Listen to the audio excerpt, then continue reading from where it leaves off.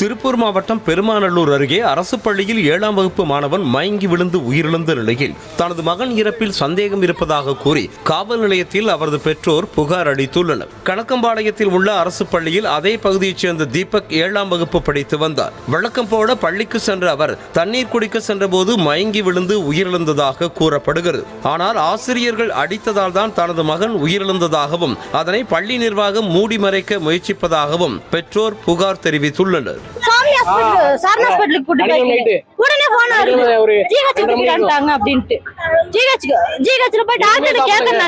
அவங்க சொல்றாங்க வரும்போது பையனுக்கு பல்ஸ் இல்ல, ஸ்கூல்ல செத்துட்டு அப்படின்ட்டாங்க.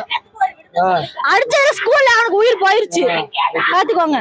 அடிச்சதுல அங்க ஸ்பாட்ல பையனுக்கு பல்ஸ் இல்ல, ஆளை கழிச்சிட்டாங்க என் பிள்ளைய அடிச்சிருக்காங்க. யாரும் விட்டுறாதீங்க, மத்த பிள்ளைங்களை விட்டுறாதீங்க, அந்த ஸ்கூல்ல இருந்து கூட்டிட்டு போயிடுங்க.